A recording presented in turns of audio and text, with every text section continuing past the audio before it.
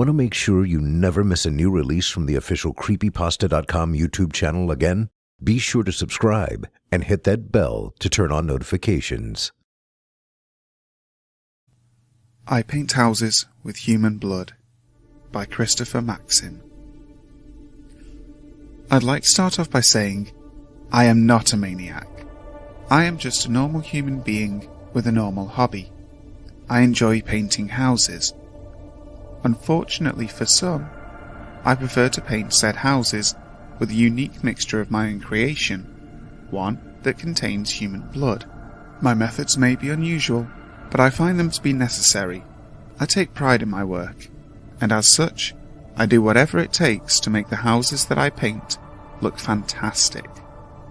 Whatever it takes. It all started 2 years ago when I dropped out of college. I couldn't seem to focus on my classes and didn't have a clear career path in mind, so I lacked the motivational grades to continue on. Instead, I rented a small apartment back in my hometown and picked up a part-time job at a hardware store. The money I made there wasn't enough to cover the cost of living, so I needed to find a way to supplement my income.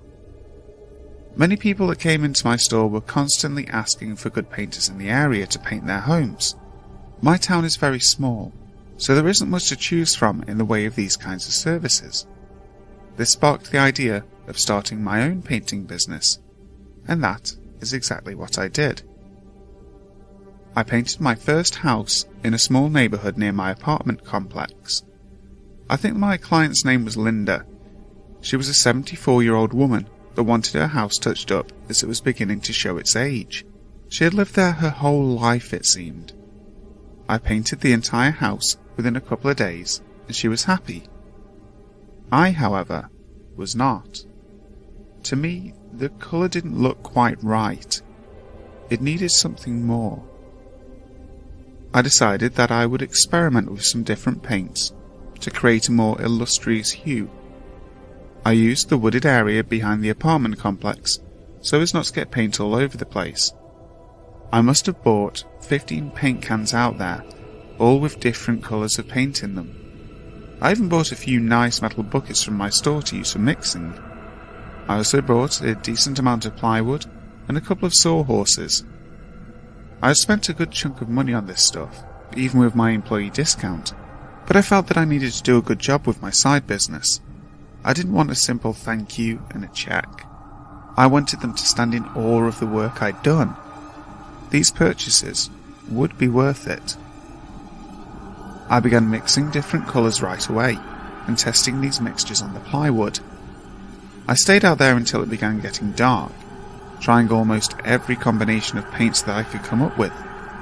With every failure, I'd toss the piece of plywood and place a new one atop the two sawhorses. This continued for hours, until I'd used up every piece of plywood I had, both sides. Not a single colour sat well with me, not one. I was just about ready to get home, when I noticed something. I'd cut my hand. It must have happened while lifting the plywood. The wound was small, but it was dripping blood. It dripped onto one of the sawhorses and caused me to do a double take. This was the first colour that I liked. I quickly dabbed a bit of paint on the sawhorse and allowed my hand to drip over it. Then, I mixed it together with my brush, and what do you know? The colour was breathtaking. Soon after my discovery, I packed up and headed home. It may sound bizarre, but I started cutting myself and bottling up my own blood. I would cut myself where no one would be able to see it, and I would drip just enough blood before becoming dizzy. It was a long process that took roughly a week, but I eventually had enough blood for a house. My next client was a man by the name of Harold. He was in his mid-40s and looked after your typical family. A wife, 2 sons, a daughter, and a pet dog. He had just relocated for his work, and wanted to paint his new home to surprise his wife. He was a stern man, and I could tell it would take a lot to impress him. It was a good thing I had that blood. I took the colour he wanted, and mixed in some of my blood in each can. His house was of a decent size and area, but was low to the ground, so the job didn't take too long. It also helped that I was motivated to see my new painting work. In record time, I had got the job done, just in time for Harold to take a look before his wife came home from work. "My God, it's beautiful!" Harold exclaimed his approval quickly after seeing my work. He couldn't believe how good of a job I'd done. I couldn't either. The colour came out better than expected. It seemed that I could mix blood with any colour to give it that extra bit of lustre that it needed. It made the paint dark, but strikingly bold, in a way that has to be seen rather than described in order to be fully understood. Harold was happy, and so was I. After a couple more jobs, I began running out of places to cut myself. And it was taking a lot out of me.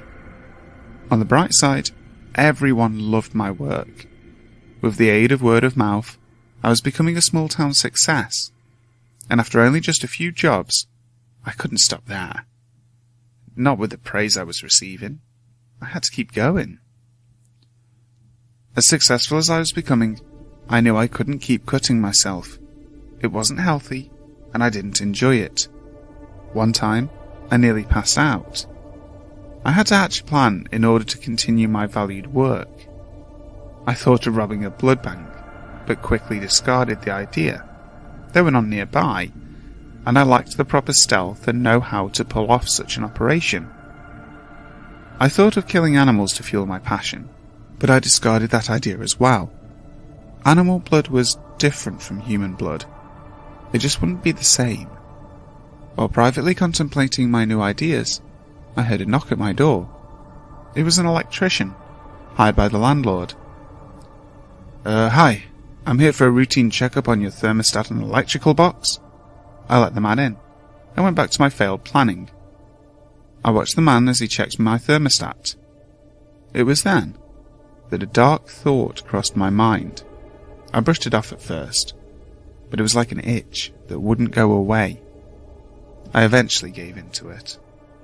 Without hesitation, I grabbed a large knife from the kitchen drawer and walked over to the man.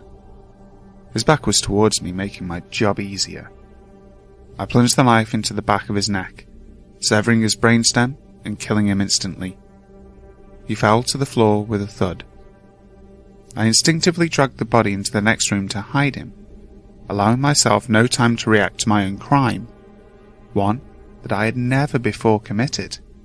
Looking back, I know that it was a plethora of emotions that overcame me, with the most prevalent one being excitement.